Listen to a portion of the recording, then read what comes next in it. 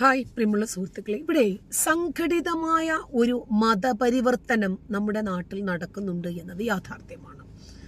അങ്ങനെ ചെയ്യുന്ന ആളുകൾക്കെതിരെ ആരെങ്കിലും എന്തെങ്കിലും പറയുകയോ ആ രീതിയെ വിമർശിക്കുകയോ ചെയ്താൽ അവരെ ഒറ്റപ്പെടുത്താൻ ശ്രമിക്കും, കുറ്റപ്പെടുത്താൻ ശ്രമിക്കും, ഇല്ലാ കഥകൾ പറഞ്ഞ് വിവാദങ്ങൾ ഉണ്ടാക്കാനും അങ്ങനെ രൂപത്തിലുള്ള കുപ്രചരണങ്ങൾ അഴിച്ചുവിടാനും യാതൊരു മടിയുമില്ലാത്ത മാധ്യമ മേലാളന്മാരാണ് ഇന്ന് ഈ കേരളം ഭരിച്ചുകൊണ്ടിരിക്കുന്നത്. നമ്മൾ വിചാരിക്കുന്നത്ര നിഷ്കളങ്കമൊന്നുമല്ല മാധ്യമങ്ങൾ. ഈ മാധ്യമങ്ങളാണ് നാളെ നേരം വെളുക്കുമ്പോൾ ആര് എന്താകണമെന്ന് തീരുമാനിക്കുന്നത്.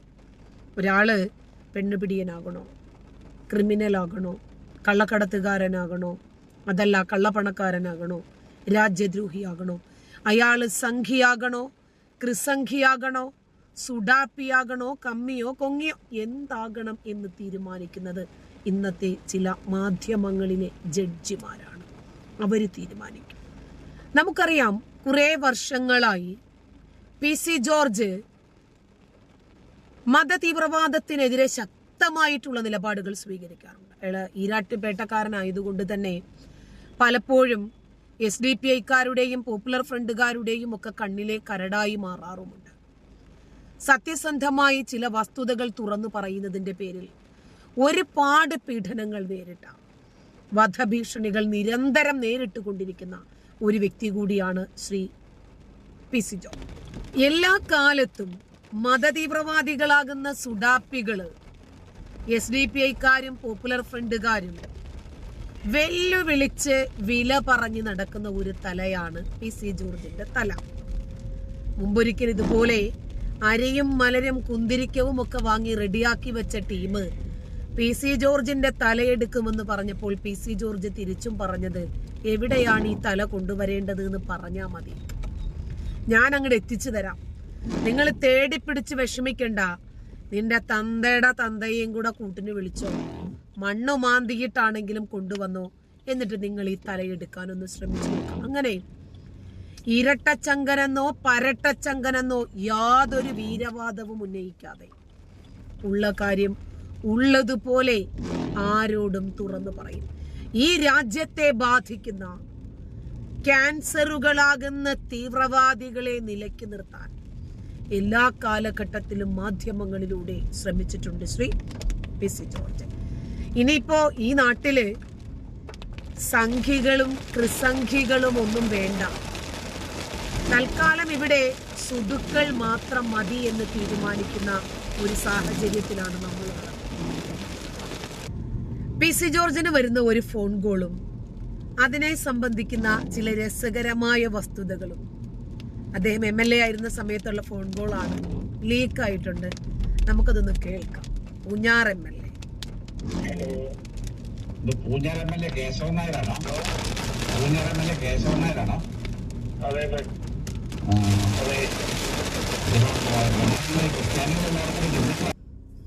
ആ കോള് സ്റ്റാർട്ടിങ് മുതലിടാം. ആദ്യം ചെറിയൊരു ട്രബിള് പറ്റും. പൂഞ്ഞാർ MLA കേശവൻ നായരാണോ? പൂഞ്ഞാർ MLA കേശവൻ നായരാണോ?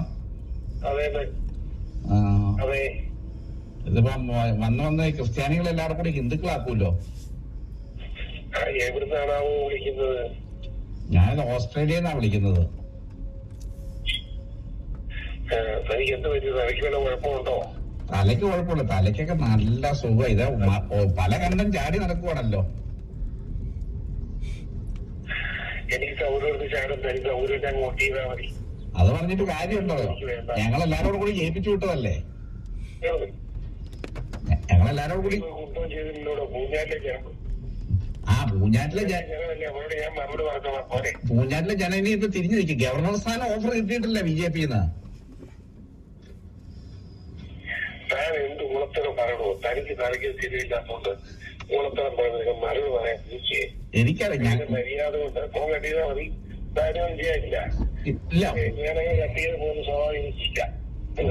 അല്ല, ഞങ്ങൾ പറയായിരുന്നല്ല, ഞാൻ കട്ട് ചെയ്യാനല്ല പറഞ്ഞത്. നല്ല ഓഫർ BJP കിട്ടിയിട്ടുണ്ട്. ഇന്ന് രാവിലെ എനിക്കറിയത്തില്ല, ഒരാൾ പറഞ്ഞു 11 കോടി രൂപ VC ജോർജ് കിട്ടിയിട്ടുണ്ടെന്ന്. പക്ഷെ അതൊന്നും നമ്മൾ വിശ്വസിക്കുന്നില്ല. പക്ഷെ നല്ല ഓഫർ കിട്ടിയിട്ടുണ്ട്. നീ പറഞ്ഞു കൊടുക്കണം കേട്ടോ. അത് ഞാൻ പറഞ്ഞേക്കാം. ഈശ്വരൻ അങ്ങനെ വെള്ളത്തിൽ എന്തെങ്കിലും രാജ്യം എഴുതി കിടക്കുന്നതല്ല. നീ ആ പറഞ്ഞോട് പറയണം നിന്റെ കിട്ടുമെന്ന്.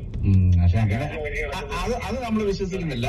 സത്യം അത് നമുക്കറിയത്തില്ല. പ്ലാത്തോട്ടക്കാർക്ക് ആ ചുറ്റുപാടുണ്ടല്ലോ.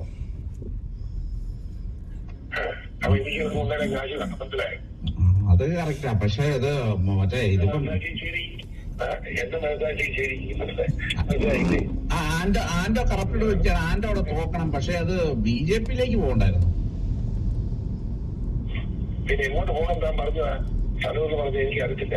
ഞാൻ ആത്മാർത്ഥമായിട്ട് പറയുകയാണെങ്കിൽ ഇപ്പോൾ ഈ സാഹചര്യത്തിൽ LDFന്റെ കൂടെ നിൽക്കുമായിരുന്നെങ്കിൽ അവർക്ക് ഒരു കുറച്ചൊന്ന് വെയിറ്റ് ചെയ്യുമായിരുന്നെങ്കിൽ തീർച്ചയായിട്ടും LDFന്റെ കൂടെ പോകാം. ചില ആളുകളുടെ വിഷയം എന്താണെന്നറിയാമോ? അവരെന്താണോ ചിന്തിക്കുന്നത് അവരുടെ അതേ ചിന്താഗതിയിൽ തന്നെ മറ്റുള്ളവരുമാകണം. ഇത് തന്നെയല്ലേ മതത്തിന്റെയും വിഷയം. ഇവിടെ രാഷ്ട്രീയവും ഇങ്ങനെ തന്നെ. ഒരു വ്യക്തി എന്നുള്ള നിലയിൽ PC-ക്ക് അറിയാം ആരോടൊപ്പം നിൽക്കണം, താൻ എന്ത് നിലപാട് സ്വീകരിക്കണം, എന്താണ് ജനാധിപത്യമെന്ന്. അപ്പൊ ഞാൻ ഇങ്ങനെയാണ്, അതുകൊണ്ട് നിങ്ങളും അങ്ങനെ തന്നെ ആയിരിക്കണം എന്നുള്ള മത കാഴ്ചപ്പാട്, ആ മതത്തിന്റെ കണ്ണട വെച്ചിട്ട് PC അളക്കാൻ ശ്രമിക്കുവാണ്. ഇപ്പോൾ കമ്മികൾക്കൊക്കെ ഏതാണ്ട് മനസ്സിലായിട്ടുണ്ടല്ലോ വഖഫിന്റെ വിഷയം വന്ന സമയത്തെങ്കിലും. അതെ,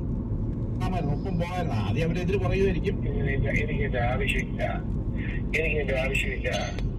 ഇവിടെ ഇന്ത്യ രാജ്യം ഭരിക്കാൻ പോകുന്ന മോദിയോടൊപ്പം നിൽക്കുന്നതാണ് മര്യാദ. എന്ന് മാത്രമല്ല, നമ്മോട് എങ്ങനെ പെരുമാറുന്നു അതുപോലെ നമ്മൾ പെരുമാറും. നമ്മോട് ഏറ്റവും മാന്യമായി പെരുമാറുന്ന BJP സെറ്റപ്പാണ് എനിക്ക് ഐശ്വര്യമെന്ന് എനിക്ക് തോന്നുന്നു. അതുകൊണ്ട് ഞാൻ പോയതാണ്. ജോർജ് സാറെ, മോദി അധികാരത്തിൽ വരുവാണെങ്കിൽ ജോർജ് സാറിന് അവിടെ നിന്ന് ഞാൻ 10 പവന്റെ മാല വന്നിടും.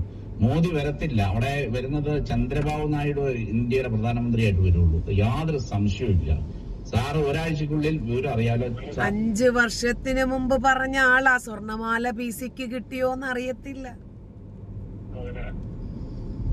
ഒരു സഹോദരനെ ഇത് 2 ദിവസം അറിയാം. താൻ ഇങ്ങനെ ഈ അകലെ വിളിച്ച് 10 വാട്ട് ആനയും കൂടി 25 ഊളത്തരം പറയാറ്. ധൈര്യത്തോടുകൂടി പറയാം. 10 സാറിനെ ഞാൻ വിളിക്കും. മോദി അധികാരത്തിൽ വന്നു കഴിഞ്ഞു കഴിഞ്ഞാൽ VC ജോർജ് സാറിന് 10 പവന്റെ മാല കൊണ്ടുവന്ന് ഞാൻ. എന്നാലും PC 5 വർഷം മുമ്പ് നരേന്ദ്രമോദി അധികാരത്തിൽ കയറിയപ്പോൾ ഓസ്ട്രേലിയക്കാരൻ തന്ന 10 പവൻ എന്തോ ചെയ്തു ഇട്ടിരിക്കും. യാതൊരു മാറ്റമില്ല. ഞാൻ ഒറ്റ തന്തയ്ക്ക് പറഞ്ഞവനാ. ഈ ചന്ദ്രബാബു നായിഡു, ഞാൻ വേറെ ആര് പ്രധാനമന്ത്രി PC-ക്ക് കിട്ടിയല്ലേ? ചന്ദ്രബാബു നായിഡു തന്നെ പ്രധാനമന്ത്രിയാവുള്ളൂ. യാതൊരു സംശയമില്ല സാറേ. ഇന്ത്യയുടെ 5 വർഷം മുമ്പുള്ള പ്രധാനമന്ത്രി ചന്ദ്രബാബു നായിഡു. അയ്യോ, എന്താലേ. എന്റെ പേര് സെബാസ്റ്റ്യൻ. ഞാൻ ഒരാഴ്ച കഴിയുമ്പോ സാറിനെ ഞാൻ വിളിക്കും. എന്തോ വീട്ടുപേര് ഞാൻ പിന്നെ പറയാം. എന്റെ വീട് കോട്ടയത്ത് തന്നെയാണ്. കോട്ടയം ജില്ല തന്നെ. ഞാൻ വീട്ടുപേര് പറയാം ഉറപ്പായിട്ടും. കോട്ടയത്ത് എത്ര സെബാസ്റ്റ്യൻ ഉണ്ട് ഓസ്ട്രേലിയൻ ചേട്ടാ?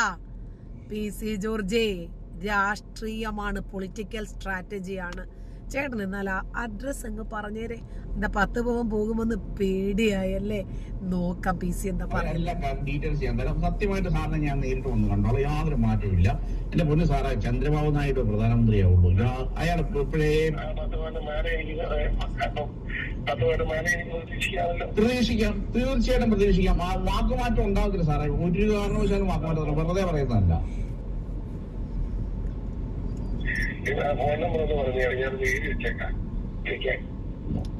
നമ്പരൊക്കെ ഞാൻ തരാം സാറിനെ. ഞാൻ വിളിച്ചോളാം സാറിനെ. ഞാൻ തിരിച്ചു വിളിച്ചോളാം. യാതൊരു മാറ്റം എന്റെ പൊന്നു സാറേ ഉണ്ടാകത്തില്ല. സാറിന് ഇരിക്കാൻ തന്നെ നമ്പർ സാറിനെ ഞാൻ വിളിച്ചോളാം. യാതൊരു മാറ്റം ഉണ്ടാവില്ല. ആൽമാർ പറയാം നരേന്ദ്രമോദി വരത്തില്ല. സാറിന് തന്നെ അറിയാമല്ലോ സാറേ എന്തെല്ലാം ദ്രോഹങ്ങൾ മോദി ചെയ്തിട്ടുണ്ടെന്നുള്ളതല്ലേ. സാറ് താൽക്കാലിക ഒരു ആശ്വാസം കൊണ്ട് അയാളെ സപ്പോർട്ട് ചെയ്യുന്ന ഒരു കാര്യമില്ല. ഈ രാജ്യത്ത് സാറേ ഒരു കാര്യമുണ്ട്. ഞാൻ ആർക്കും അല്ല, ഞാൻ പറയുന്നത് പറയല്ല. ഒരു കാര്യം PC ജോർജ് സാറ് ഓർക്കണം. താങ്കളെ എത്രത്തോളം സപ്പോർട്ട് ചെയ്ത മുസ്ലിം സഹോദരങ്ങളായിരുന്നു അവിടെ ഉണ്ടായിരുന്നത്, എത്രത്തോളം സ്നേഹിച്ച മുസ്ലിങ്ങളായിരുന്നു. അവരുടെ ഒരൊറ്റ പിൻബലം തന്നെയാണ്. അപ്പോ സെബാസ്റ്റ്യൻ നമുക്കിപ്പം മനസ്സിലായി കേട്ടോ. ചൊവ്വ വരുന്നുണ്ട്. ശരി. പറയാതെ സഹോദര, ഈ മുസ്ലിം സഹോദരൻ വളർത്തി ഞാൻ ചുമ്മാ പ്രസംഗിക്കുന്ന എനിക്ക് 2011 സ്ഥാനാർത്ഥി എത്തിച്ചപ്പോ ഈ പേടലൊക്കെ ആക്കാൻ നടത്തുന്ന 2,290 അറിയാമോ എനിക്ക്? അതൊക്കെ പഠിച്ച് ഇവിടെ ഏതാണെന്ന് ഞാൻ മനസ്സിലാക്കിയിട്ട് തന്നെയാ എന്റെ പ്രവർത്തനം. അത് കഴിയുമ്പോൾ ഈ കഴിഞ്ഞ തെരഞ്ഞെടുപ്പിൽ ഇവൻ യൂണിയുമായിട്ട് ഞാൻ അടി ഒപ്പിച്ചതുകൊണ്ട് എനിക്ക് 23,000 വോട്ടിൽ മനസ്സിലായോ. 4,000 യുവമാരെ കണ്ടിച്ചെടുത്തില്ല.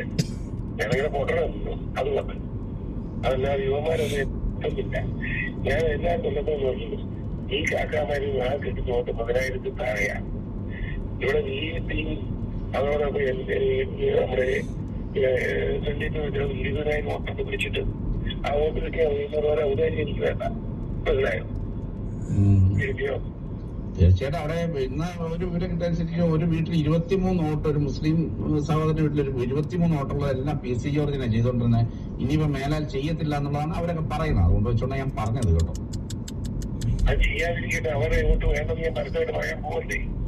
ഞാൻ പാവപ്പെട്ട കൃത്യമായി ബോംബിട്ട് വന്ന മുസ്ലിം തീവ്രവാദികൾക്ക് അവസാനമായിരുന്ന അവർക്ക് വോട്ട് എവിടെ പോയി നിൽക്കും നമ്മുടെ ശ്രീലങ്കപ്പള്ളി എന്നാ കാണിച്ചത് ഇങ്ങോട്ട് വന്നപ്പോഴൊക്കെ തീവ്രവാദം ഒരു കാലത്ത് മാറ്റി സപ്പോർട്ട് ചെയ്യുന്നുണ്ട്. അതെടുത്തോണ്ട് പോയി ശ്രീലങ്കയിലിട്ട് എവിടെ ഇട്ടത് കത്തോലിക്ക പള്ളിയിൽ ഇട്ടു. വേറെ അവിടെ ഒരു മുസ്ലിം പള്ളിയിൽ ഇട്ടില്ല ഇതോ ആൾക്കാർ പറയുന്നു. ഇവിടെ കൃത്യമായി വെച്ചാൽ നടക്കരുത്. ഇതുപോലെ ഔദാര്യം എനിക്ക് വേണ്ട. അവർ തെറ്റാല്ല. അതുകൊണ്ട് തന്നെയാണ് ഈ മുസ്ലിം തീവ്രവാദികളുടെ വോട്ട് വാങ്ങി എനിക്ക് അധികാര കസേരയിൽ കയറണ്ട എന്ന് പറഞ്ഞ ഒരേ ഒരു നേതാവാണ് ശ്രീ PC ജോർജ്. PCക്ക് അറിയാം രാജ്യത്തിന്റെ താല്പര്യം എവിടെയാണ് നിൽക്കുന്നത്, ആർക്കാണ് രാജ്യത്ത് ചലനങ്ങൾ ഉണ്ടാക്കാൻ സാധിക്കുന്നത് എന്ന്. അതുകൊണ്ട് നമ്മളെപ്പോഴും ഈ രാജ്യത്തിന്റെ സുരക്ഷ പ്രധാനമായിട്ടെടുത്താൽ നരേന്ദ്രമോദിക്ക് തന്നെ പിന്തുണ കൊടുക്കാൻ സാധിക്കും. നന്ദി.